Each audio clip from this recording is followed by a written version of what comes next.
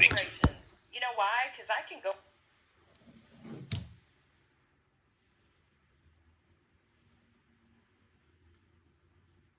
I saw in the chat about Go ahead, bro. learning with Edomites, me learning with Edom and being they from the synagogue of Satan. The script said they from the synagogue of Satan because they lie. Well, if they lying about who they are, that's between them and God. That ain't got nothing to do with me. You know what I'm saying? Like, that God gonna take care. If God got a problem with them, then God gonna take care of what he got to take care of. You know what I'm saying? It don't stop me from learning what we taught them. You know what I'm saying? Like, we the ones converted the Gentiles into following what we now call Judaism, and we lost a lot of our remembrance because we got taken over to captivity. So all we got to do now, all I'm doing now, is just learning what we taught and what we lost. What they got going on with God, that's between them and God. It ain't got nothing to do with me. You know what I'm saying? So I want to kind of clarify that too. I saw that question in the chat. Just want to tap on that. Wisdom. Mark, hey, the brother Yehoshaphat, you know, he was country now. You ain't no slouch out there. Yeah, man. Ain't no compromise. Thinking all comers. I saw in the chat about.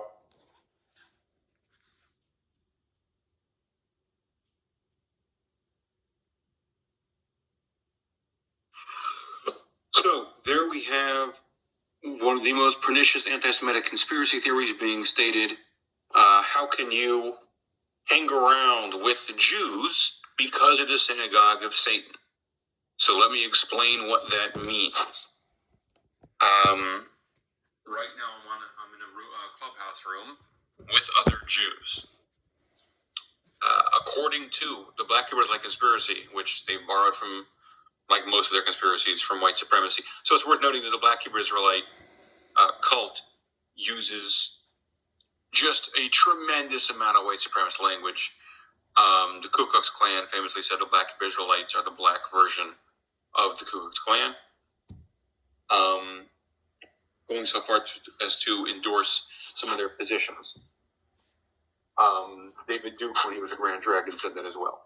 So, using this white supremacist conspiracy theory of synagogue of Satan, which dates back to, the New Testament dates back to Martin Luther, etc.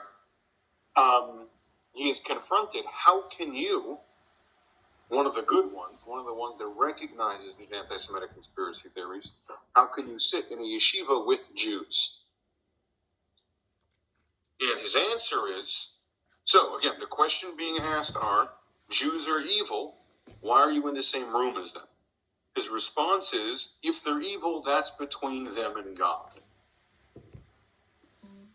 Allowing that comment to go unchallenged is a just horrible thing to do. It's an immoral thing to do. It is no different than if someone said, where do you work? Oh, I hear that this minority works there. They're all dirty, despicable people who need to be killed. How could you possibly work with them? And you're like, yeah, I just don't pay attention to that. It is a radically offensive endorsement of an anti-Semitic talking point that has cost numerous Jewish lives. And there is no excuse I can think of for it. And the idea that in order to make peace between groups, in order to gain popularity among that group to promote some kind of goodness, that endorsing this position would be in any way okay is simply false.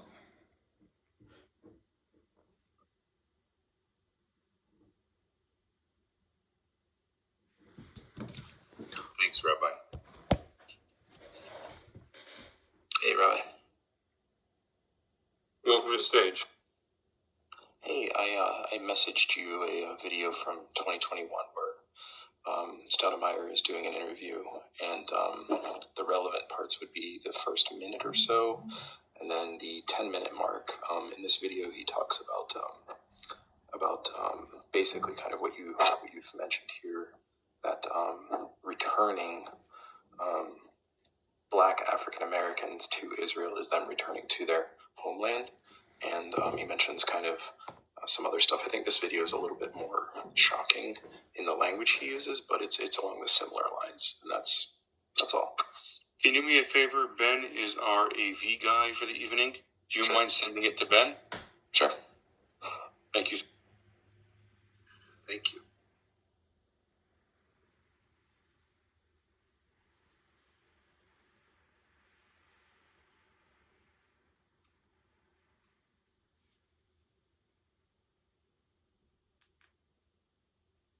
We actually did play this one. This was the second one in between the two parts of the first interview. So we have heard this one.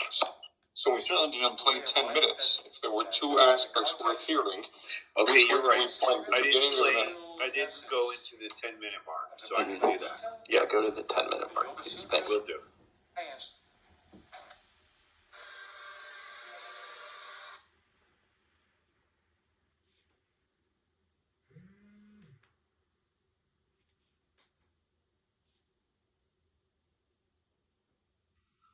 I'm going to start it at 9:45. Here we go. There's a team for sale. Want to get involved? Opportunities here. Just let me know. So I got involved. And that's in Jerusalem. In Jerusalem. I'm like, listen, this is a space where none of us is. You still own the team to this day? Yeah, I'm like, listen, and the African Americans that were brought here as slaves are Israelites. So let me go here now, plant a seed here, build this program here, so that way now that we're returning back to our land, so then now, I built that whole little infrastructure. So it's a whole different level of like learning. I think we heard this already. Infiltrating and also building in a space where we once were. I think we have. Yeah, we played it.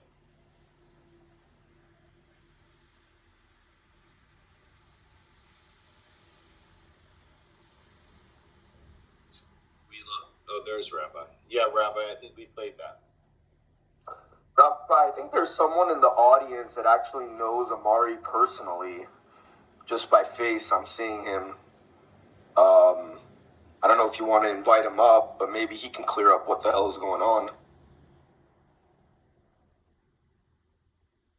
Anyone that would like to join is certainly welcome to.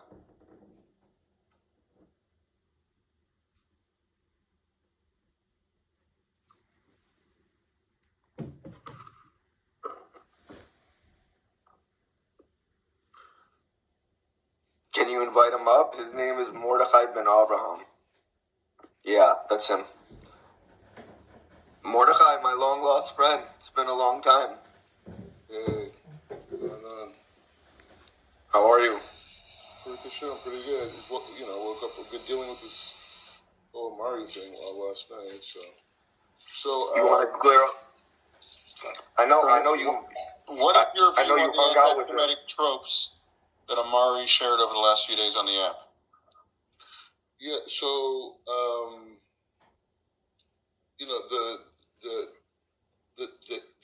the issue is what parts where were the and let's just deal with the specific each one by what are the anti-Semitic tropes you're specifically talking about, because you said a lot of things. I just want to make sure we're on the same page. Yeah, a whole ton of offensive things. Specifically, the idea of synagogue, using the term synagogue of Satan to describe Jews, which is an anti-Semitic trope that goes back 2,000 years, and the anti-Semitic trope of Jews who were exiled to Europe, coming from Yafes, coming from Ashkenaz, the biblical figures coming from Khazars, and the anti-Semitic trope that the real Jews were in Africa and everyone else are not real Jews or fake Jews. Okay, so for sure, he didn't say. Okay, so that whole conversation, number one, is a series of conversations that we've been having with people that are Hebrew Israelites in that world. This has been an ongoing set of conversations. Now, the issue is with Amari is that he was going in there with his goal was to combat these anti-Semitic tropes. For example, when he made a statement about the synagogue of Satan, people, this is what people were saying to him in the chat, and his response to that was saying if you're saying, his words were, if you're saying that they're the synagogue of Satan, God is going to judge that. You don't need to get, it has nothing to do with you. So in other words, I don't oppose that view. If you want to say that's between them and God, that's an acceptable point of view to have. I'm not going to oppose it here, despite the fact that it's one of the most pernicious anti-Semitic conspiracies in history. 100%. But you understand the goal with dealing with this particular group of people who are very radical is building a context of conversation. So 100%. And I've rebuked them and had the same exact point you're making. I'm making it. Amari's point was basically coming and saying a few things. One was, hey, if you're saying that these people are at this point, let God deal with that. Like, you stay out of it. It has nothing to do with you. It has to do with God himself, right? So if you're saying these people are this particular way, and they're this, and this dynamic, and they're, whatever, listen to God and say, let God deal with that. So now on the outside, because of what's been going on with this whole issue of with Kyrie and Kanye, all these different people, so now the fact that he didn't come in and just like demolish that point, it seems like he's in a form of agreement. And that's not what it is. He's just talking. It's like African Americans talking to each other, like black people talking to each other. You don't just go in there and say, oh, I'm going to diss what you're doing. I'm going to destroy what you're going to do in the beginning of our conversation. Rabbi, can I respond? Can I please respond to Mordechai real quick? In just a moment, I want to give him a chance to state his piece. I will say I don't agree if I'm sitting with other Jews and they say something horribly racist about Hispanics or about black people or about Asians. I don't just say, well, I'm speaking among my people. It's fine to let a hateful call to violence go without being answered. I counter that call to violence. But I'm happy to Rabbi, do you want me to play the first minute again, the one where he talks about European Jews? Yes, so that please. Mordechai can directly respond. Oh, here.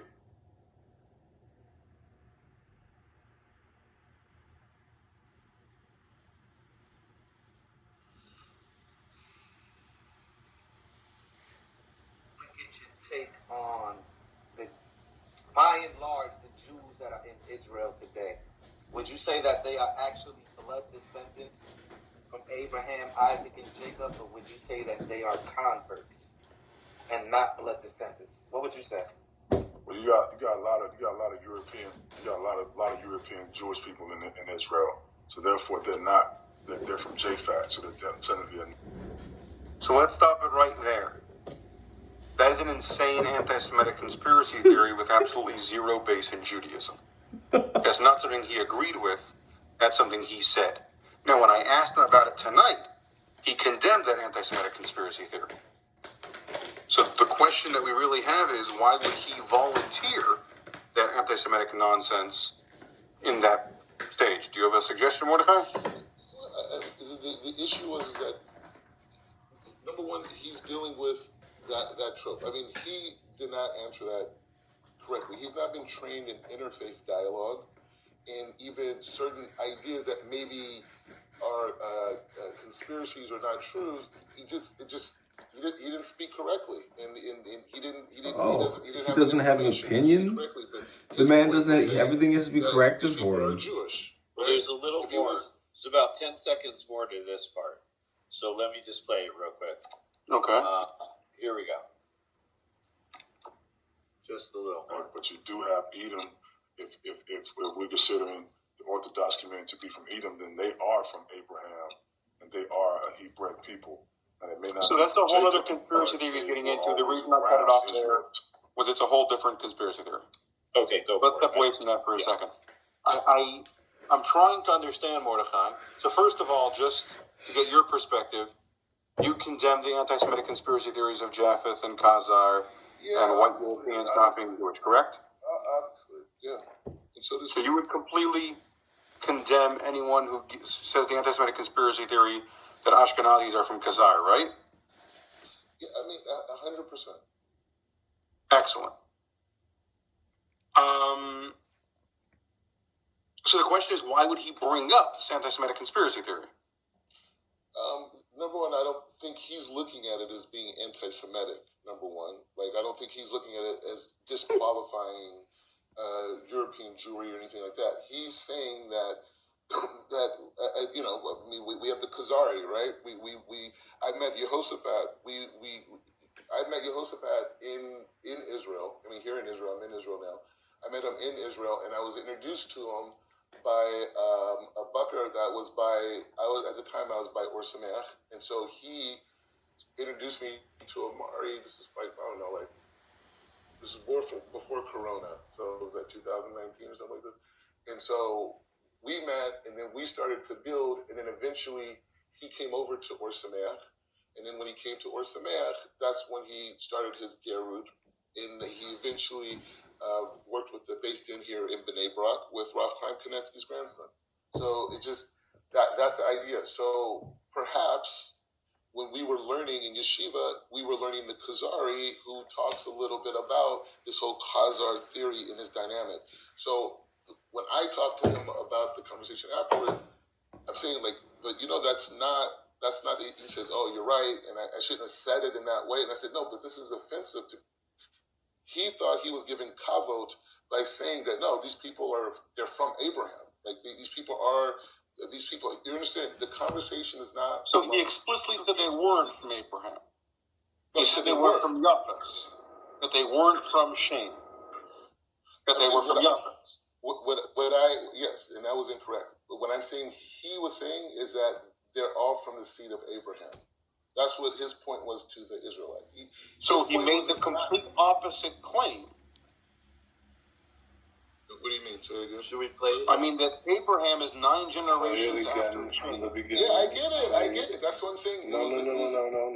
Play it again from the beginning. Abraham is the father of many nations. No.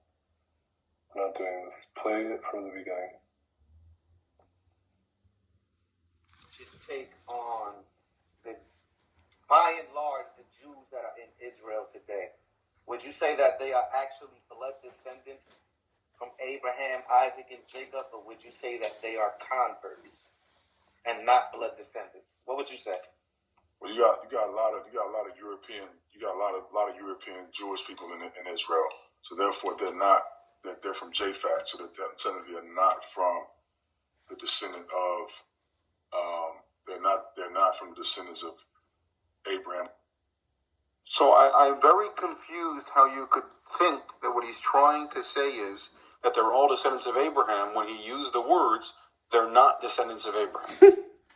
I can tell you from my perspective, if I was trying to convince people that someone was a descendant of Abraham, I wouldn't use the term, they're not a descendant of Abraham. Again, this is an education issue in terms of him trying to explain a chronological connection. He was incorrect by that aspect, and I'm saying a lot of it, I think, has to do with him misunderstanding the Kuzari. So I've studied the Kuzari. I actually taught it on this app. I don't see a way that one could misconstrue the Kuzari so much they endorse anti-Semitic conspiracy theories of the Black Hebrew Israelite cult. Excuse me, can you not use that? There is no basis in the Kuzari to endorse the conspiracy theories of the Black Hebrew Israelite cult. So I don't understand the argument you're making. I'd love for you to explain it. Yeah. The point that I'm making is saying that. Hey, listen, you damn devil! Don't use Black Hebrew Israelite. Now put me back. So, anyways, the point. I apologize for the intrusion by the Black Hebrew Israelite cult member. Thankfully, it was just words and not violence, as is that cult's favorite. But yeah, the point is saying he obviously did not have the right way of communicating the idea he tried to convey, and because of his stature, we're talking about it right now. But as he said, he retracted, and I've talked to 3 different news outlets this morning. Last night for me. Morning for them. But the point is just saying that he misspoke on that particular area, and he retracted it. I mean, he's new to Judaism.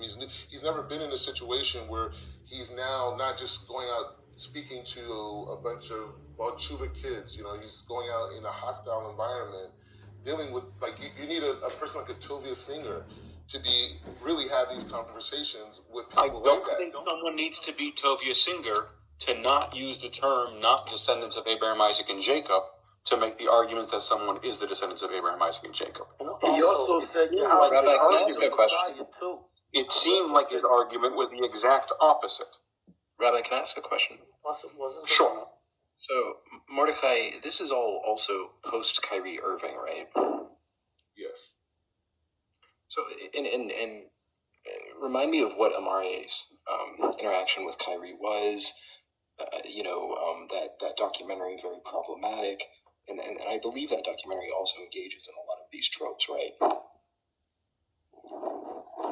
Yeah, I talked to. So he probably knew, or at least was familiar with the tropes, right? In there. He really yeah. So on that point, and just on the point of Kyrie, this morning, I think it was like 4 a.m. for me, I got a call from Robin Washington, who is the editor-in-chief at The Forward, and he told me that Kyrie, for example, his birth mother is supposed to be a Jewish woman who's like Ladina. And something happened. I don't know the whole story. This is what the editor's telling me. I'm going on record saying this is what he said to me. And Kyrie, actually, his birth mother was a Jewish woman with a black father, and he remarried this other African American woman at a young age. It was a whole story. So Kyrie is looking at himself as a Jewish person that no one's ever reached out to. So the editor told me that they reached out to Kyrie, and them reached out to him, and then they end up talking to Kyrie's birth mother. Not his birth mother, but the mother who raised him. That's how he knows the story. So what we're trying to do now is advance the conversation, where now we could put together a room where it could be like a Kyrie, Amari's, myself. You're trying to get a guy like Kanye, so we can have an open discussion about these tropes and what they mean, because you understand African Americans do not.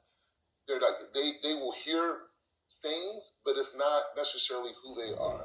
You know what I mean? So it's meaning that like you can hear a guy like. I'm just curious. When white supremacists use these same tropes, have they also just heard things, or is it who they are?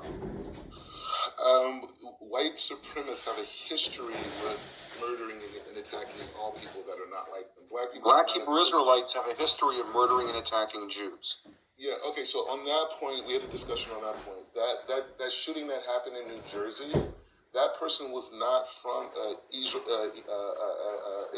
Hebrew Israelite cult, right? Or group or whatever, camp. They were people that when the FBI did searches saw that some of the Google searches that they did were, in fact, some websites that were there. So they had visited with 2 Black Hebrew Israelite cults, and one of the last things they Googled before they tried to murder a room full of Jewish children was Black Hebrew Israelite material. But no, they were not accepted members of any camp. That is accurate. Exactly. So what I'm saying is that their goal is not violence. Their goal is not anything. It's just a group of people, African Americans, which, I'm African American, that were in a world. I learned more about my black identity through the Torah and through Rav Chaim Kanetsky and Avadia Yosef and all the building we've had here, and their writings on Africa, and then learning about the dynamics in Africa and how many of the people who were sold into slavery were the Jews of these different tribes. They didn't sell other Africans. They sold people they thought were the nothings of their community. So this is their narrative, right? And so I think, through Rav Chaim's ruling, I think like Amari was able, and other African Americans were able to see like, oh wow, this is why this whole experience resonates so much to us. So I think that misinformation that he expressed had more to do with him wanting to share what he's learning. Because he was defending Torah Shabbat. He was defending the learning. He's saying, no, this is the learning of our ancestors. I'm relearning everything. So those small things, or even the way he spoke about Israel and how when he walked through the old city, people saw the image of God and they were excited. They said that type of stuff is humongous in terms of diffusing rage and diffusing anger. Does that mean they were trying to change their belief systems? And I told the Hebrew Israelites, I had a meeting with their leaders last night. I said, you guys have to modify your language. Anytime you guys go out, and this is leadership, and they cursed me, kicked me out of the room, the whole thing. I said, when you guys have this statement of saying that you guys are the only Jews and everyone else is fake, I said, you are doing intellectual terrorism. This is what they got, man. intellectual terrorism against other black people who have a sincere desire to actually understand what the Torah is teaching and what it's about. Because you put your spin on it, and now you're blocking the whole community. God, Mordecai. Mordecai. Rabbi, can I ask? Hold on 1 second. Hold on 1 second, Ben. Hold on 1 second, lawyer. I fully agree that the anti-Semitic Black Hebrew Israelite cult is committing Intellectual terrorism. intellectual terrorism against their own community. I'm also concerned about the physical terrorism they're committing against the Jewish community. Lawyer, go ahead. Mordecai, I feel like you're being a little bit. Look, I understand that Amari may be your boy and these group might be your boys, but at the end of the day, when someone uses the New Testament doctrine of John chapter 8, verse 44, and says that, using these terms right away at that moment, they should be like, no, this is wrong. Like, if someone called me that, Mordecai, I debate missionaries all the time. I counter Jews for Jesus all the time. If somebody uses John chapter 8, verse 44 on me, I call them out on it right away as a Jew. That's just my job.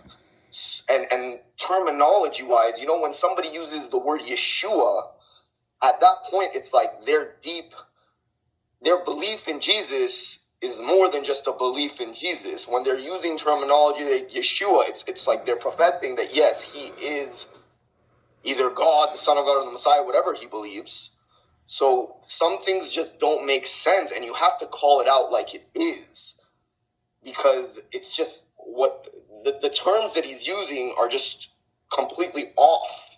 Okay. So I don't know what your thoughts are on that. Okay. So I agree with you, but you understand, he's coming from African American culture. You're coming exclusively from Jewish culture, right? So you have a vile taste in your mouth for what the Christians did to our brethren over the last millennium, right? So that is the issue that we have. He's looking at it as, hey, he's going back to a picnic, a barbecue, and he's talking to all of his cousins and people and this, and they're saying, oh, what about this and this, whatever. So he's going in there not trying to denounce things. Okay, He's going there.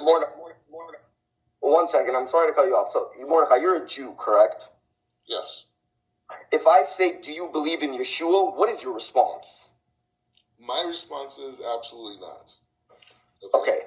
If someone came to me and said, do I believe in Yeshua? Absolutely not. If someone came to Rabbi and said, do you believe in Yeshua? Absolutely. This, it's kind of like blurring the distinction here that he's literally, when the word Yeshua comes up, at that moment he's supposed to say, hey, I'm a Jew, this is not me. This is not us. This is not our nation. Jesus is not God. Jesus is not the Son of God. Jesus is not the Messiah. Yeshua is none of this stuff. Okay, but he went along with it, and not only did he went along with it, but he actually agreed. No, he did not agree. He for sure did not agree. So is he willing to come out? Is he willing to come out openly and say that I reject Yeshua? Good. I haven't heard it. We're doing it. No. It does not matter. Listen, wait. I'm a moderator. Stop. And he refused to do it. Stop. He will do it if it's convenient, and he will go back to it if it's convenient.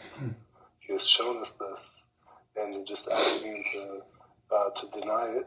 So he'll deny it today, and then tomorrow he won't deny it. No, but that's my whole point. Can I ask a question? He didn't deny it tonight. I understand. I'm sure he didn't. I'd like to actually ask another question of Mordecai. We're not Hold on 1 second. Ben had been waiting. Ben, go ahead. Thanks, guys. Mordecai, thanks so much for being here and talking to us. My question, when you were speaking, I heard you say, I guess a proposal of having some kind of meeting or gathering and I heard you say that, for instance, Kanye West would be included. Yeah, we want him, Yeah, and I just want to know, so from my understanding of the various things Kanye West has done of late, they relate to threatening DEFCON 3 on Jews, trashing us in the international media, causing violence against us in Jewish day schools, threats of bomb threats, causing, stirring up the pot against Jews in America, hanging out with neo-Nazis, going to the White House with one of them, normalizing white supremacy. So what do you hope to gain by having him at your table? So you understand, like I'm speaking from a perspective of a person who, converted to Judaism in 2013 and has been living in Israel for almost the last 8 years, and has been very much, my Yiddishkeit has been shaped by the land and the Gedolim and the institutions here, right? That's what I've been in yeshiva the whole time. I received smicha last year. I'm teaching. I've been teaching for the last several years all over the place. So my perspective is like this. I'm in Eretz Israel. We're growing. The country's growing. The idea's growing. Everything's growing. So I look at, when I see Kanye West saying this crazy stuff and Kyrie and these different people and this misinformation, I look at it as an opportunity to now engage, right? This is the opportunity now to go and talk to Kyrie and say, hey, let's bring this out, because he's not an intellectual at anti-Semitism, okay? Kanye's not an intellectual at anti-Semitism. They're not intellectual. They're people who are. He says he loves Hitler. Yeah, I get it, but that's called being, excuse my language, a dumbass. No, but this right? I'm curious. One second. I'm curious. Are you also bringing Kanye's friend Nick Fuentes into the conversation? I don't think he's going to want to come. But I did reference him in the question. I did reference. Is there a bridge? 1 second, Ben. Is there a bridge too far? Rabbi, if you're willing to meet with the leaders of anti-Semitic cult that call for the murder of Jews, if you're willing to meet with Kanye and promote him after he's called to go DEFCON 3 and yelled, I love Hitler and the Holocaust was right and didn't happen, which is a remarkable point of view. If you're willing to meet with Kyrie, whose mother is not Jewish, that's a fable. His mother is African-American and Native American, and posted that the Holocaust never happened, the Jews are responsible for the slave trade, and that Jews are not real Jews. I'm just curious, is there anything someone could say or do that would make them over the line for you to meet with and platform? Well, and there's two other things. Rabbi, let me go after he answers, if you don't mind.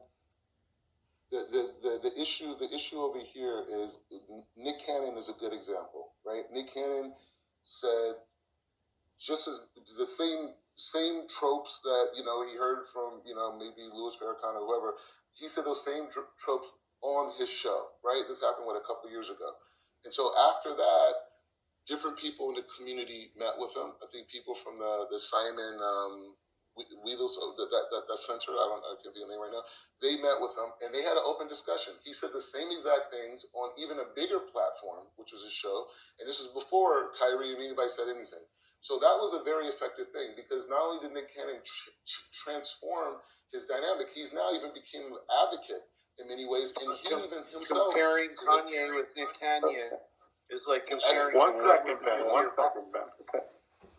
So I hear what you're saying. I'm talking about the method. I'm not saying I'm not comparing. It's really important that we let Gabriel go right now. Hey, Mordechai. Thank you so much. Mordechai, I have a quick question for you. This is just so I understand. Do you believe that there's any substance to the things that Kanye was complaining about, like when he was kind of railing on Jews and Jews hurting his career on purpose and sabotaging his $4 billion? Do you believe any of that is true? He doesn't say that about Jews. Euro, not right now, please. Hold on. This is important. Yeah, 100%. I denounce everything that Kanye said. 100%. But I want to put it in context. If you listen to it, and I'm saying this as a person who went through Garrus, okay? Kanye, if you listen to his early, I'm not talking about later. I'm talking about his early conversations when he was on the show Drink Champs. He said, I am jealous that the Jewish people have Shabbat. I'm jealous that the Jewish people have unity amongst each other. I'm jealous that Jews look out for each other. It's not that. It's okay. Let's let him land the plane in 30 seconds. I have a follow-up question or statement for him. Yeah, go ahead, please. Okay. So that, I saw that as a neshama begging for help. That I have all this gashmias, I have all this stuff, and you know what? My life is still empty. I got the girl with the the biggest body in the world, and it's everything that the world told me was a lie, and I'm losing it right now. That's what I saw. I saw a man in pain because he bought into a fake illusionary system that has done nothing for his soul and has brought him pain. Okay. That's what I saw. I see. Okay, so I just want to share something with you and just get your take on it. This is what you sent me. This is your direct message to me. The night you accused Elisheba, an Ethiopian black Jewish woman, of being a white supremacist. And we had to have a pretty strong set of words, you and I, on a stage where I said we don't treat our Jewish women that way. And later, you basically apologized to some extent to me in DMs. But then here's what you said about Kanye. You said, I'm not trying to argue with you. I respect your opinion and the positivity that you do. By the way, you had called me a white supremacist on that stage too. And later, this was your message to me, same night. Here you go after that. This is you speaking, but I do not agree he, meaning Kanye, hates Jewish people. We all grew up with Jewish people. Kanye has issues with, and this is very important, Kanye has issues. Well, you just cut out. Sorry. Yeah. So your next sentence was, we all grew up with Jewish people. Kanye has issues with a particular capital M.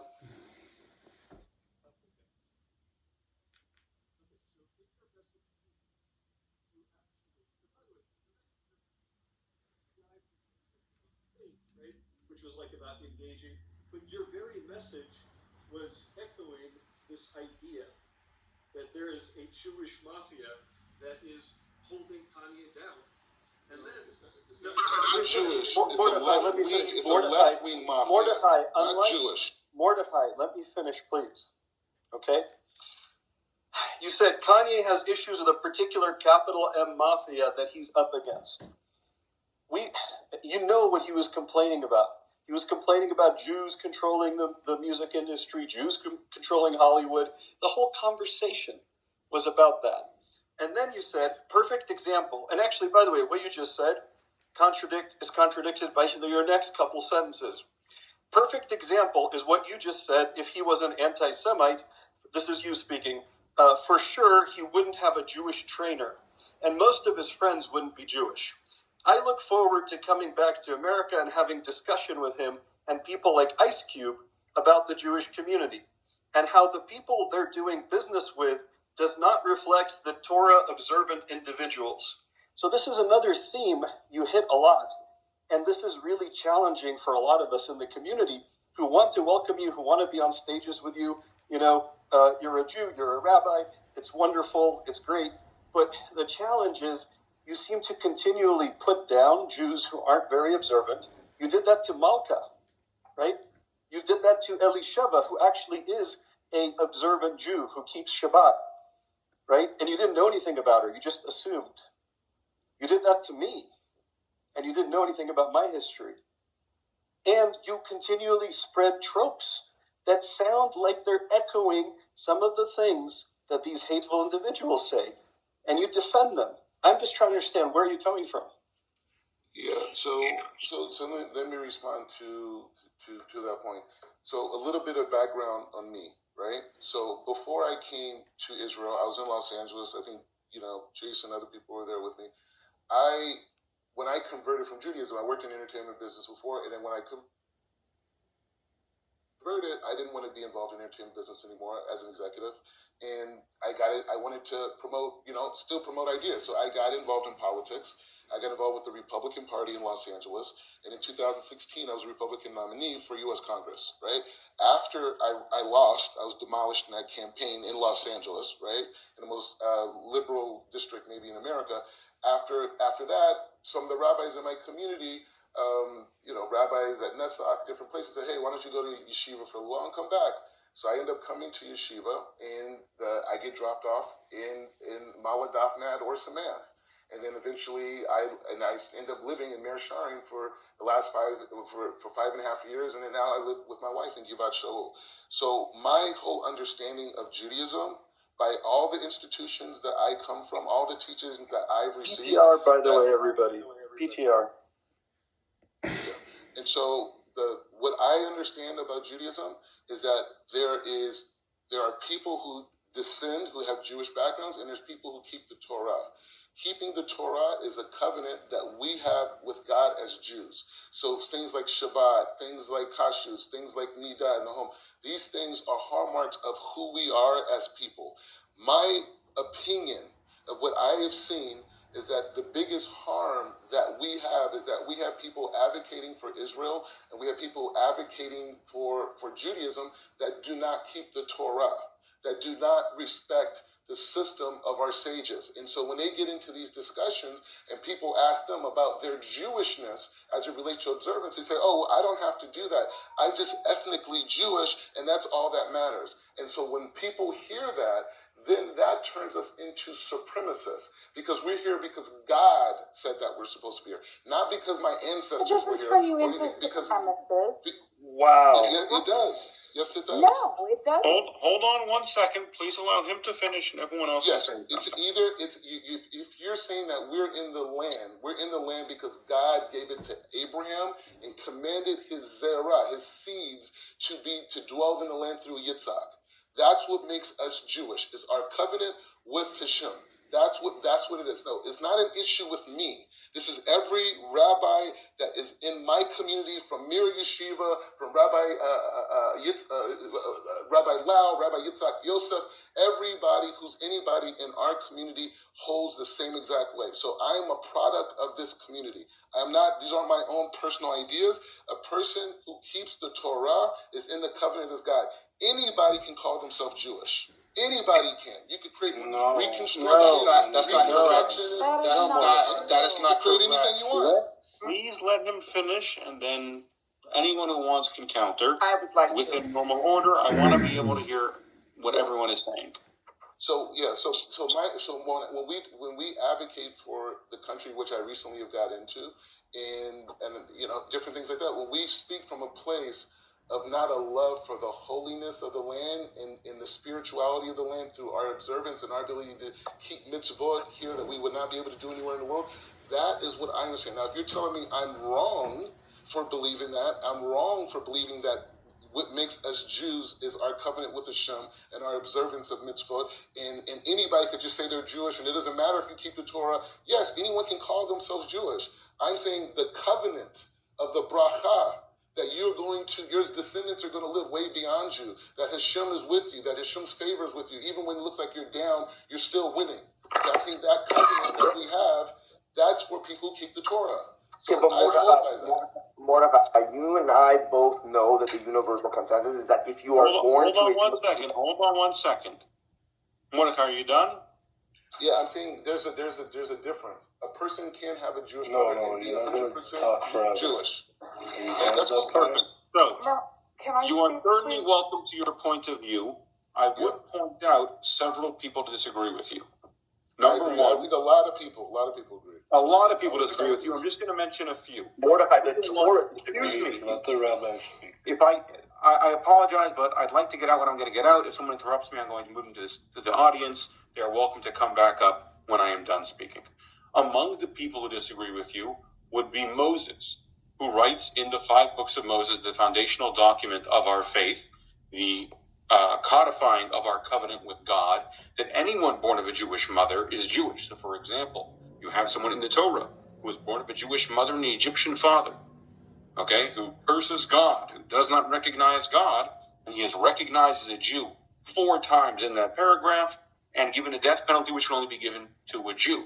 Someone else who would disagree with you is Joshua, who, when he entered the land, set up exactly what makes a Jew and what makes a Jew's connection to the land. Another person that disagrees with you is Maimonides, who, when setting down the Mishnah Torah, the book that Jews refer to as second to the Torah, put forth what makes a Jew. Every time he talks about Jews who commit the most heinous of sins, the 3 great crimes that one is supposed to die before committing, idolatry, rape, and incest, and murder, he says a Jew who sinned, acknowledging that person, regardless of their sins, is still a Jew. the idea of so-called Jews, or you can call yourself a Jew, is an idea that is entirely foreign to Judaism. It's an idea that is foreign to the Mechaber and the Ramah, who wrote the Code of Jewish Law. It is foreign to the Baal Tanya and the Baal Shulchan Aruch. It is foreign to the founders of the yeshivas of Mir and or Sameach. Okay, so explain to me why. Excuse me for a moment. As confused as some of their students might be. Now, if you'd like to make a pulpit speech that people should be more connected to their Judaism, I 100% agree. If you'd like to make the point that Israel will be more secure if more people will learn Torah, if more people will put on tefillin, if more people will keep Shabbos, that is unquestionably the truth.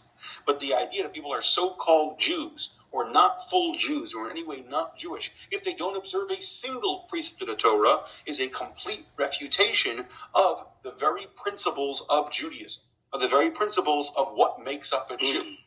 If you are refuting the very principles of what Judaism and Jews are, then what you're preaching is no longer Judaism. Mordechai, can I ask you something? What does it mean? No. We're not going to more questions. I have to give you 30 seconds to respond, then I want to ask you another question. Okay. So I agree 100% that the term in tribalhood, for sure, a person could never do anything, or even it may not even know that they're Jewish, but is still considered Jewish because of coming through their mother. What I'm saying is that the covenant, the bracha, okay? The person who doesn't keep anything does not have that bracha in their life, okay? So I'm saying that covenant that we have through observance is what I understand as Israel, right? Jewish, in Judaism, for sure, there's all types of terms for it, right? I mean, there's different structures on how people are accepted as Jews depending on what type of Judaism you are. So I'm holding by that. So I'm not saying that a person, because they don't keep this, their lineage or their mother, it doesn't matter. I'm talking about strictly the bracha and the covenant of kedusha, of holiness that comes through that relationship through observance. That's it. The name is irrelevant to me. That's not my point of argument. May I please ask a question? Hold on a second. So again, that theology that you're preaching is refutation of all of Torah, the covenant. So I don't know what tribalhood means. I only know of Bnei Yisrael as two things: as Bnei or Am Yisrael, the nation of Israel, of Jacob, and of Brit Avram, the covenant of Abraham. Judaism is not an ethnicity or religion as we modernly define the terms. It's a religious covenant, and there is no way out of the religious covenant. A Jew who has never put on tefillin before, and a Jew who puts on tefillin every single day they're commanded to, are equal Jews in the eyes of God, are equal descendants of the covenant of Abraham in the eyes of God, and both have the same requirement the next morning to put on tefillin. There is no difference between one and the other. And the idea of some Jews as high and other Jews as not is false. There's no basis in Judaism. So the doctrine you're preaching might very well be what you believe. But this idea of separating Jews into classes doesn't have a basis in our faith. I do want to ask you one more question, but there's a bunch of people that want to speak. Rabbi, can I ask you what you're saying real quick? No. I want to ask you one more question. I think something very, very important to do is to make clarifications. There are people that are confused because the Black Hebrew Israelite cult exists. And since the 1880s, when it was invented by Tucson and Frank Cherry and Bill Crowdy, they've preached the same despicable anti-Semitic tropes. And some people, when they meet black Jews, think that they're Black Hebrew Israelites. I think that's a terrible thing, and I think it needs to be combated. So, just for the education of people in the room, I'm just going to say several things, and I welcome you as a Jew to give your opinion on them. The idea that European Jews are Khazars or from Yafes or in any way not descended from Abraham, Isaac, and Jacob is an anti-Semitic trope preached by the Black Hebrew Israelite community. You reject that trope, correct? Yes, 100%. I thought so. The idea that the entire Khazaran thing, or the idea that in any way that Jews from Europe are not descended from Isaac and Jacob, that Abraham, Isaac, and Jacob were entirely black and their descendants are in Africa and there are real Jews and fake Jews. You reject the anti-Semitic trope, correct? Yeah. Awesome. The idea that the curses that are given to the Jewish people, if they don't follow the words of God, for example, specifically, that you shall go to Egypt in ships, the way I promised you would never go again, and there you'll be sold as slaves to your enemies, as slaves and maidservants, and no man will buy you, which the Black Hebrew Israelite cult claims refers to the transatlantic slave trade, which was primarily Jews, which is an anti-Semitic conspiracy theory. It's referring to the Roman occupation and conquering of Jews. You reject, correct? Yeah. And the Black Hebrew Israelites' idea of fake Jews, and that anyone who was a light skin tone is not from Isaac and Jacob, but Abraham, Isaac, and Jacob are black, and modern Jews have no connection to them, you reject entirely, correct? No, it's silly. It's not even a real thing. But I do want to say, in reference to Jehoshaphat and these ideas, I know both of us and many other people were very affected by Rav Chaim Kanievsky's ruling in 2014. And his ruling was that these tribes in Africa, on the west coast of Africa, in fact had Jewish lineage, and for them to reacclimate into the mainstream community had to go through Ger Sahuma. So when he's saying that people came over through the transatlantic slave ships, he's speaking from that perspective. He's not speaking from a perspective of the Hebrew Israel thing. Now, maybe their pasukim they bring from Deuteronomy may connect to that idea. But in essence, the basis that he's coming from, and I think anyone who is a Torah-observant Jew, as it relates to looking at their history and background, will have to go through our rebuttal. And so we're holding by that, and then also Rav Ovadia Yosef's position on the Ethiopian Jews and the other Jews on the east coast of Africa. The Limba tribe from the other sub-Saharan countries. Ethiopians. Yes, and also the Limba tribe. That the ruling of both Chaim and Ovadia Yosef on these tribes was that while there was some Jewish lineage and ancestry, the idea of calling them Jews is not appropriate. That in order to join the Jewish community, they would have to convert. They could do so and honor their lineage. They would have to convert in order to join the Jewish community, is what the ruling of both Rav Chaim and Ovadia Yosef was. There is not a single court in Israel that would broadly accept the entire communities because there is some Jewish lineage within the group. Just so you know, I studied that Pesach, and actually we wrote about it. So we learned it in depth in Koel. So that particularly what Rav Chaim said specifically is that they do have Jewish lineage, and they need to do a Gerasa Humra, which is a conversion of doubt. That is a completely different thing than what I did, right? So that's their sheet on that. I've also been in contact with the international based in Rav Elazar de Mata, who is an expert on these international issues of tribes and people coming back and having Jewish heritage or claiming it, whatever. And his position is also the same on the Igbo people. He said the issue with the Igbo people is not whether they're Jewish or not. The issue is there's more than enough of a chazak to prove over 1,000 years of them keeping records of who they were. The issue is how they reacclimate into the Jewish community. So the way the way that Rav Chaim holds is the way that was utilized in the Ashkenazi world when people were lost or there was wars or whatever. That's the shita they use in terms of Ger Sahuma. The Sephardim, who were dealing with issues of Jews from Spain and Jews from other different Sephardic places, their thing is that, hey, people have to reacclimate into Jewish life and don't necessarily need to do a Ger Sahuma, right? So it's just a different point. Rabbi Moshe Feinstein, as it relates to the Ladino Jews in North America, he says, hey, they can join a minyan, they could participate in everything, but when it comes to getting married, they have to do a Ger Sahuma. So it's just saying there's a lot of shitot. So again, very important that this gets said properly. That is not what Moshe said at all. Rav Moshe said, if one has a tradition of being Jewish, you don't have to question it to count them for a minyan. He didn't say they're Jewish. He said if someone thinks they're Jewish, no one is not required to question that to count them for a minyan. Whether to, for example, have a Jewish marriage, to sign a Jewish marriage document, you have to investigate first.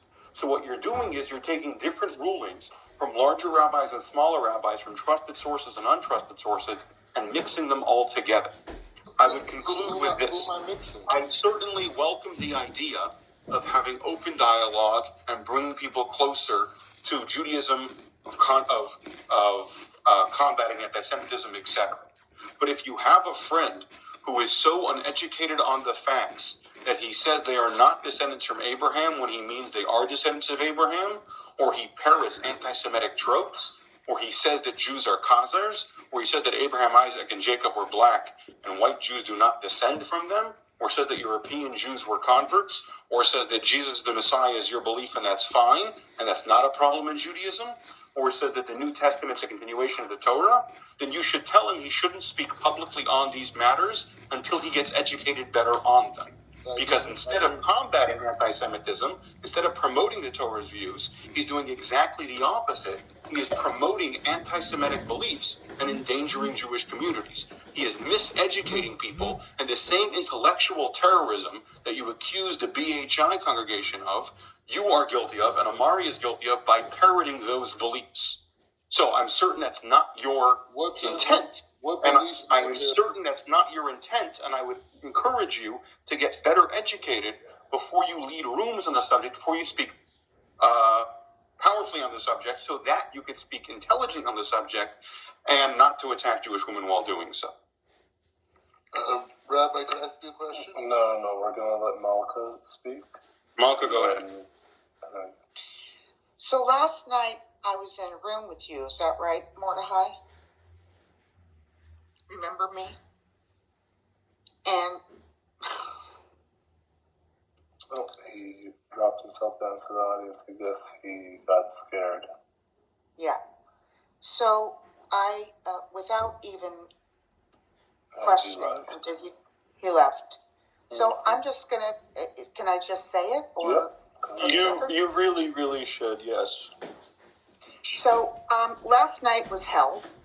I was told that I'm not a Jew, and so was a few other women, and I think it's okay if I mention Avra. Several women on the stage were told we are not Jews. And I told him, you don't know my level of observance.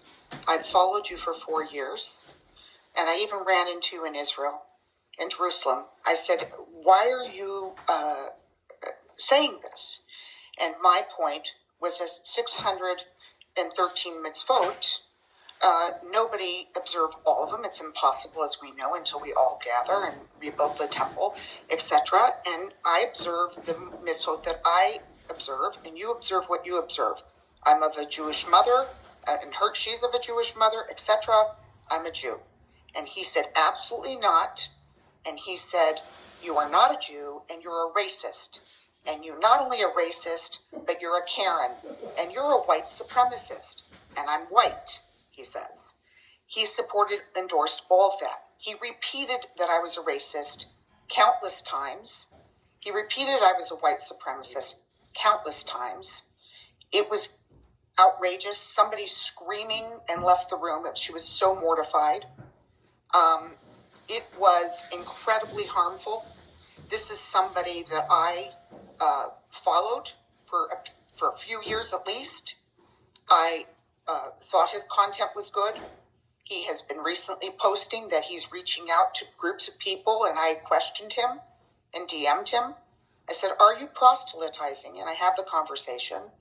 I said, this seems to be proselytizing. What are your views on this? And he justified why it was not. I didn't buy it, to be frank with you. I said, this is against Jewish law that we behave in that way, that we reach out to proselytize groups of people. It was very uncomfortable and very harmful. And for me, it's not him as an individual. It's the impact he makes. And it's the impact that all these people who have platforms are making. And we keep focusing on them. And I'm glad you did this. I appreciate it so much. But in calling this out, but at the same time, we need to start talking about the potential victims and the impact their voices have. Jews get hurt. Jews get killed. Jews get threatened. And it is not okay. you so much, Malka. Let's go to Euro. Go ahead. Rabbi, if Euro is... Oh, go ahead, Euro. Okay, yeah, thanks so much.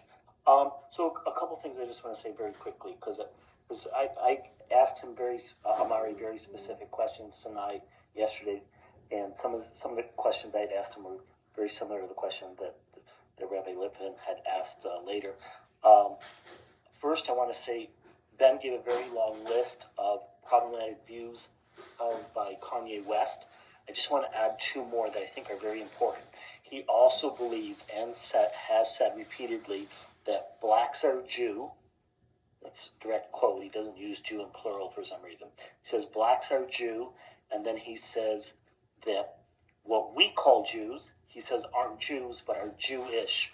So he's making this distinction between black people who are the real Jews and then the real Jews who are, in his estimation, Jewish. So I think it's important to point that out. May I respond to that? Well, let me finish my second point first, because I know I'm not... Sure, no problem. I apologize. Go ahead. No, it's okay. It's just I know how this works. So I'll never get back in. And the other thing, and Rabbi Lipman gave a very long list of problematic views held by Amari. And not only does he hold that those views are okay within Judaism, he has said that those are his beliefs. I asked him specifically today, for instance, referring to the forward article, if it was true that he refused to answer the question about whether or not he believes in the resurrection of Jesus Christ.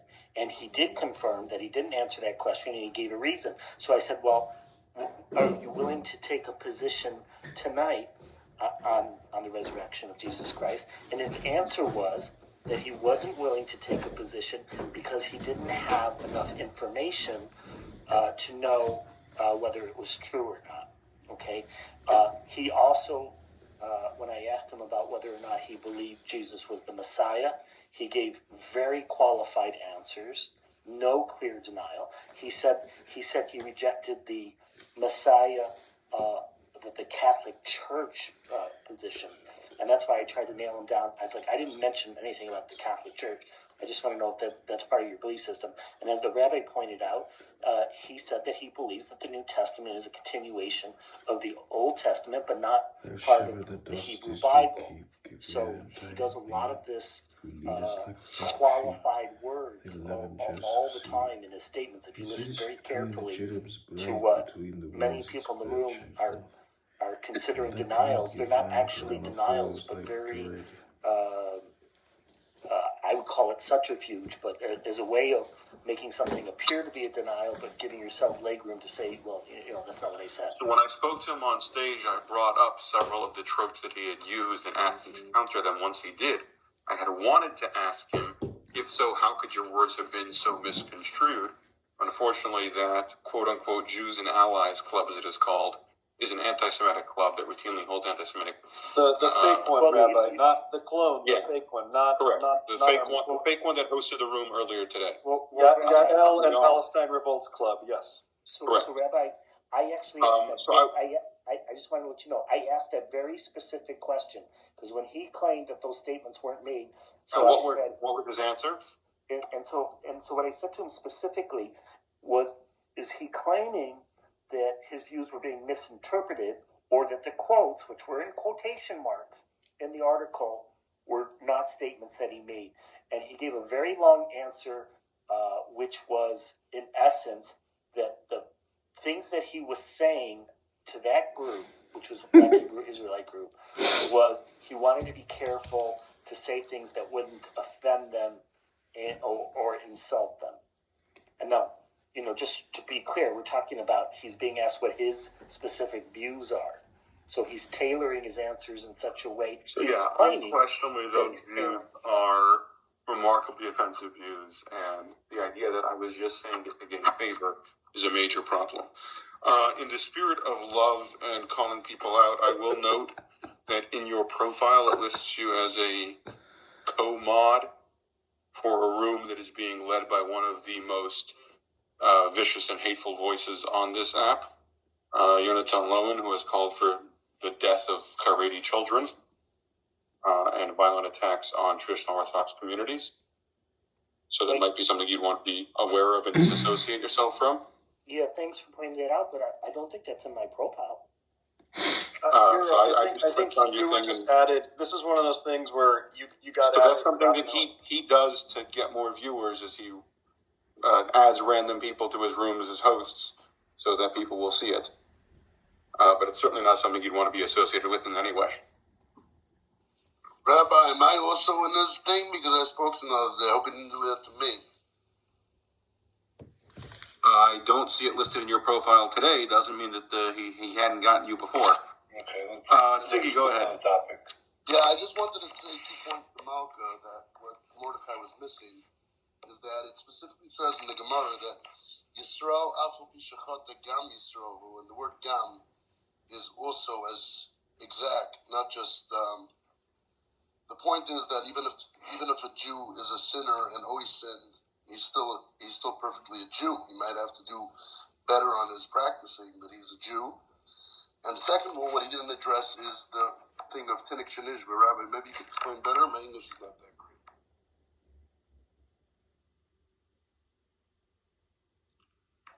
Tinnik Shanishba is basically a Jew that didn't get a Jewish education growing up. Is not really going to get onish on every bad deed that he did. So he's not understanding that either. Yeah, these are both refutations of points that were made earlier. So I made the point of Yisrael Shechata, that a Jew who sins is a Jew always. I quoted it from Maimonides so I could say it in someone's name rather than the consensus of the Gemara. But yes, that point is throughout Jewish liturgy.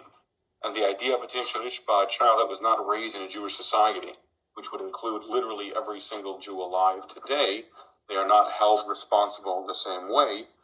It's unfortunate that Mordecai is not alone in sharing that hateful point of view. There is a former Rosh Yeshiva of Mir who shared that hateful point of view, assigning Jews as sinners and outcasts. But it is one that is far removed from the vast majority of Judaism. It is not backed up by most of Jewish philosophy. Who is that Rosh Yeshiva? I'm not going to say his name, but it rhymes with Bach.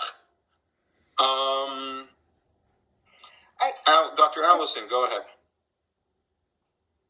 Yeah, I guess I don't really have that much to say. Maybe the point that gets lost sometimes is the very strange line that seems to be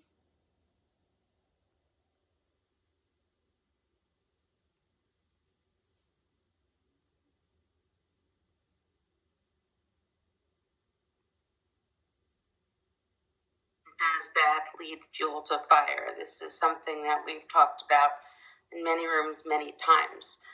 What I really think is a problem for me personally is there's a very big difference between people who have beliefs and they're not savvy enough how to represent them. So they say the real truth for a very long time, and then they get used to talking with people, they get used to the lingo, so they're able to sound more PR-like. They have been properly groomed. And whatever is actually inside is not as obvious. That to me is a problem, and it's extremely difficult, I think, if people get very good at PR to then intuit what they actually mean.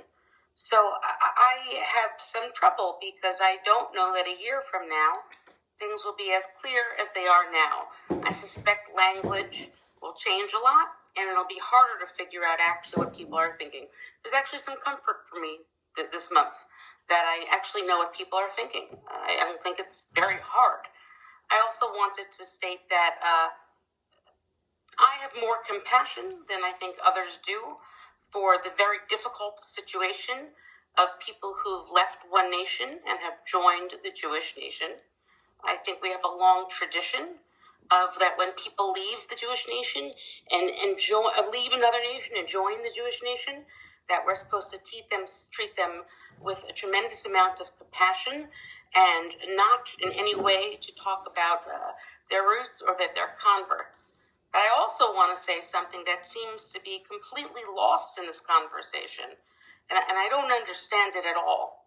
One of the fundamental ideas about leaving your nation and becoming a Jew, and it's found everywhere, I'm happy to quote religious sources if that's helpful, is that you've left your nation, you have left your people, and you have joined the Jewish people. Doesn't mean that you can't correspond with family or love your family or love where you're from, but it means that now you are consider yourself a Jew first and foremost, and that is 100%. It's not a partial thing. I think that's a very hard thing to do, and in this cultural context, it looks like it's almost impossible. But I think that that's the struggle of someone who becomes a Jew, and exactly where those lines are things that I think have been not particularly articulated here, but are evident when people want to still speak to the communities from whence they came, and yet can't really figure out how do I relate to family and community who are now different because I am Jewish and they are not. Thank you. Thank you so much. Gabe, do you have, thank you for what you added before. Do you have more to add? Super briefly, I'd love to throw the mic to Dinah. I just want to say that what Malka just talked about, how she and multiple Jewish women were told, and by the way, the pattern is often about women, but not always. So when Mordecai is challenged by someone, particularly women, he will usually revert to one of two things, sometimes both. He will revert to saying that people are not observant enough, and so either they're not a good enough Jew or they're not a Jew, period. He will also often, and I hate saying this, but he will also very often simply accuse a person of being racist or white supremacist. Ironically, the last time he did this was some months ago when he accused Elisheva, who helps run the Jews and Allies House, and is an observant black Jewish Ethiopian woman. He, not knowing any of this, after seconds of listening to her disagree with him and some of his bullshit about who is or isn't a Jew, he said that she was being a white supremacist and a racist. And then he interrupted her 20 times, and so I had to come up and sit there and say, this is not how we treat Jewish women. This is not how our tribe does it. We don't do this. And he did this to me as well. So I'm just doubling down on saying it's really problematic what this guy does, and he weaponizes his observance in a way that we should not be doing. Wait, did you mention how he treated Elisheva? Yeah, that's what I just said. Oh, okay. Rabbi, could you just say one more time the thing that you said of her Moshe Feinstein with a minion that we don't accept? And I understand in Yichus not, but I think if a Jew says he's a Jew, let's say you have a Veda that you found, you're allowed to return it to him, even though you're not allowed to return it to any Jew. No, what Feinstein said was, we currently have questions on lineage that we never had in history before. We always lived in the same communities, we knew each other. If a visitor came, we generally were able to investigate them pretty quickly. Right. Now it's perfectly normal for a Jew who normally goes to shul in New York to be on Tuesday in Texas and on Wednesday in Mexico and on Thursday back in New York. So you're allowed to count someone who comes to synagogue and says they're Jewish for a minyan, a man above the age of 13, without doing an investigation. You don't have to Google him and call his rabbi to count him for a minyan if he says he's Jewish. However, before you do something which requires a Jew and has long-lasting effects, like, for example, the biggest thing of all, which is a wedding, you do have to investigate any Jew's lineage. For the record, even if they do live in your community. So I have married students who grew up Haredi, so never left the Jewish community, can trace their roots back. Before I married them, I asked them for a Seder Yuchsin, which means a proof of lineage, which are fairly easy to get, whether you're religious or not. So that is what Moshe Feinstein said, that for simple things, if someone says they're Jewish, we can believe them. Once it comes to a contract, we have to verify that. Right. Now, I think Moshe Feinstein he was suggesting that Moshe Feinstein was saying specifically about, for example, Hebrew Israelites who claim to be Jewish, that we assume they're Jewish, which is not what he said at all. Right. Now, Ethiopians, I remember the Lubavitcher Rebbe said that they're not Jews, I think. Rebbe Chesed is not Jews. I think Rav Moshe Feinstein said it's a suffix, and Rabbi Victor Miller agreed with Lubavitcher Rebbe that they're not Jews. Is that correct? I don't remember Victor Miller saying anything, but there could be a letter that is outside my. Are you from Kentucky? I remember speaking to a rabbi a year ago. I'm not really on Clubhouse much, but are you from There were two rabbis from Kentucky who were on the app. Could either have spoken to me or my less handsome brother. Is he in the room once I said that? I donated. There was a fire or something. I donated money then to a fire. That's them. So yeah, that was my brother's synagogue. Oh, that was your brother's synagogue. Anyways, Darish, I go very often to the Oel of the Lubavitcher Rebbe, but I just next time you go, mention me. Yeah, I will. What's your name? Shlomo Ben Goldabela. Ben Goldabela. I actually went there, and shortly afterwards, I actually got engaged. Yeah, and it happens to be that there are hundreds of thousands, I would say close, maybe even more than 1 million people that respect both Lubavitcher Rebbe and both the one that rhymes with Bach. So I just wanted to clear that. There certainly are. That is true. Let's go. And he wasn't from the Mir. You said I think he was from Punovich, but not. I said from the world of the Mir. Oh, the world of the Mir. Rabbi Moshe Feinstein was one of them that liked. Rabbi Lippin, I think it's important right now, since Siggy, I'm not sure what your name is, Siggy, I'll call you Siggy, to clarify what these Gedolim said. There are many, many people listening, and there are probably others who will hear this on tape. So the position of the Gedolim on these three Gedolim specifically. So I will. And if you don't know, I do, and I'm happy to help. But I think that in this context, we should be source-based. We should look at exactly what the tshuvos are, what was and wasn't said. And I just want to say, and it pains me that I have to say this, but when we don't say things specifically that we know 100%, we say we think this Rob said maybe this. That is a painful thing for people listening. No, I saw that in Rabbi Miller's writing. I've also read Rabbi Victor Miller's writing, and I've read the questions and answers where he was asked again, and I've seen many things. So I just want to say that when we say sort of maybe, we need to clarify here. There are many people listening who need to hear exactly what was said, and if we don't know, then we say we're not quite sure what so and so said. That's important. Cool. I'd love to hear from Dinah. Hey, thank you. I'm not sure if you're going to want to hear what I have to say, but Dinah, hold on one second. I just want to address Allison's question. So the overarching view of Rabbanim across the board is that while Ethiopian Jews do have Jewish blood has never been the qualifier for entry into Judaism. They need to go through conversion. The Lubavitcher Rebbe generally did not give psak din, did not give rulings in Jewish law. The only letter from him I'm aware of on the subject was a response to a letter asking why didn't community leaders in America get more involved in the Ethiopian issue. But I don't know, and Allison, you could DM me if you'd like, of any psak from the Rebbe on this or 99% of other subjects. That was generally not his way of instructing, was through psak. No, the thing in Rabbi Miller in question and answers, he says that even though Rav Moshe finds... So, Rabbi Miller frequently did give psak dins. The Rebbe ruled generally teachings differently. So I don't want to get too much into this. I don't want to get too much into this. Allison, if there's something you want me to read out loud, I'm happy for you to send it to me. Yeah, I'm so sorry. I disagree, and I'll respectfully leave the stage. It is important that we quote Rabbanim when we know. Great. So I absolutely agree that quoting Rabbanim is right. If you have a quote you'd like me to read, I welcome you to send it to me. And let's go to Dina. Go ahead. okay, thank you.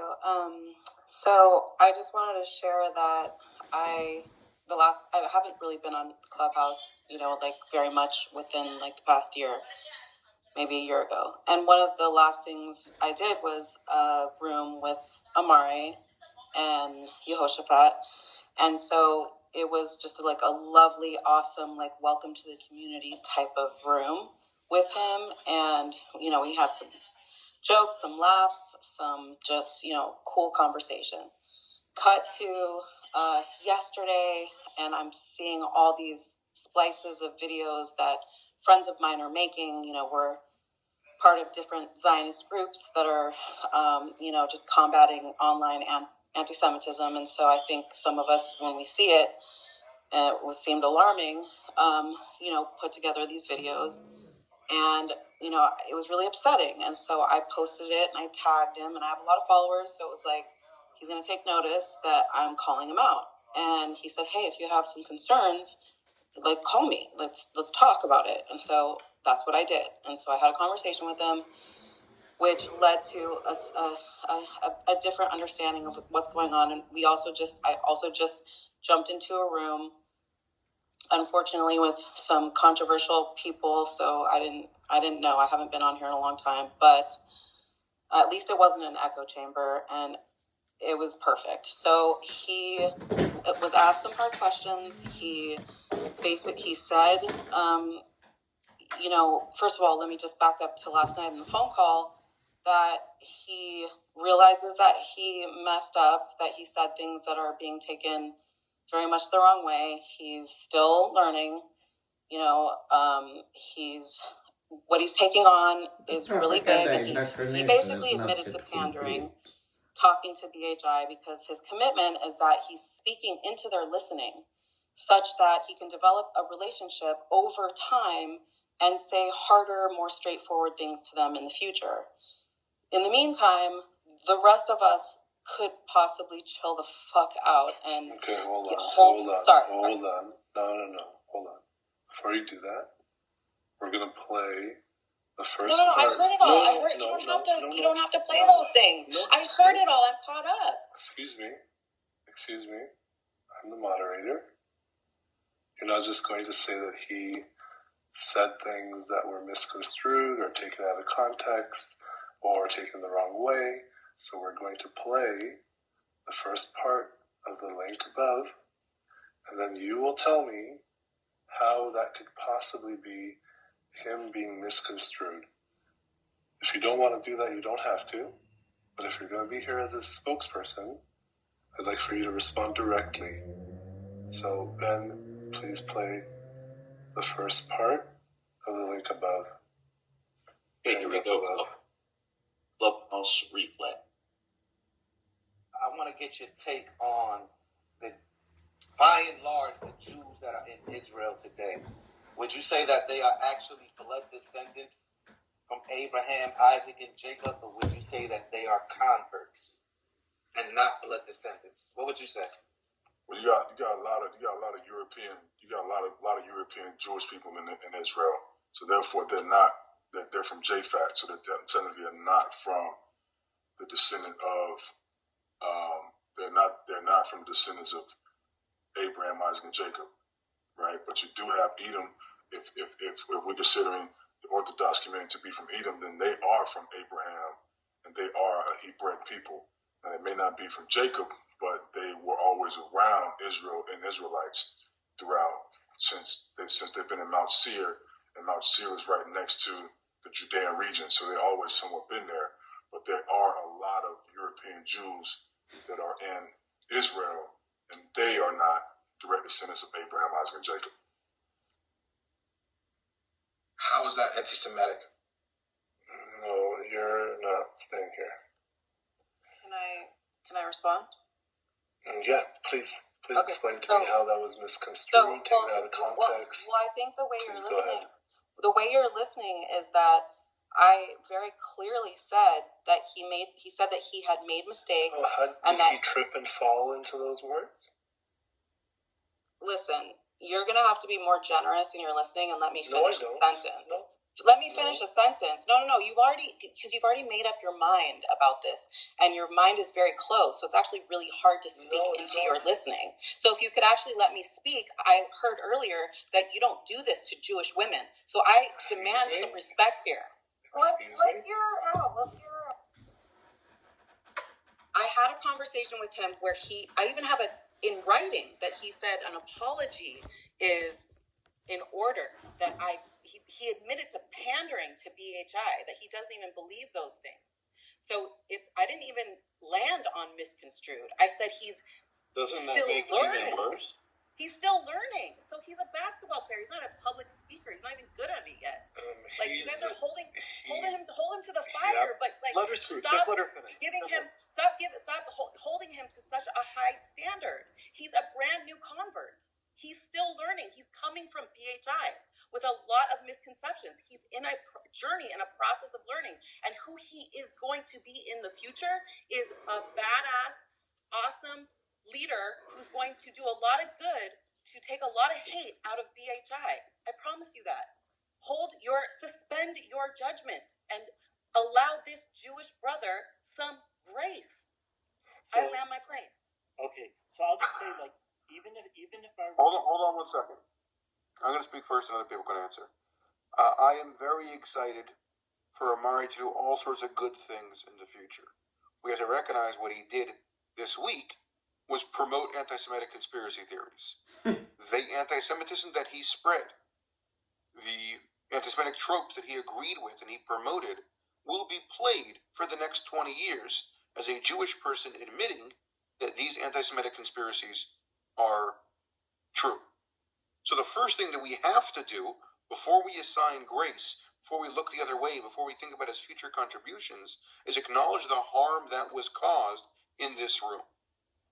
I would totally agree with you. I agree, but you have to understand, I started out this conversation letting you guys know that I had blasted him to 50,000 of my followers, and I scream at him, but I explained how very personally hurt I am and the erasure that he's causing my family, who are directly from the Levant, who were persecuted. We don't need this. You are adopting yourself into a tribe. Are you really part of our tribe, or are you an infiltrator? I absolutely held him to the fire, and you know what, you guys? He's got a good heart. I would suggest that if he has a good heart, and if he's just a basketball player who isn't educated, you would urge him to not host these rooms, to not join with Mordecai, who also seems amazingly uneducated, and host rooms with Kyrie and Kanye. Okay, actually, hold on a second. I love crowd chasing as much as the next person. I had dinner a couple of weeks ago, or breakfast, with the King of Jordan. I think it's very important people know that I'm 10 inches taller than him. I did so knowing that he was a radical anti-Semite, so that I can have 3 seconds to tell him to release Malki Roth's murderer. He did not take kindly to that. But did I like the fact that I was having breakfast with the King? Yeah, it felt good. I understand crowd chasing. We're all guilty of it. But perhaps if he's an uneducated basketball player who isn't able to speak on these subjects, he shouldn't be in these spaces speaking on these subjects. And if you're his friend, you should advise him of that. Because I don't know what contributions he's going to make in 10 years, 20 years, 30 years, 40 years, 50. All right, good night, everybody.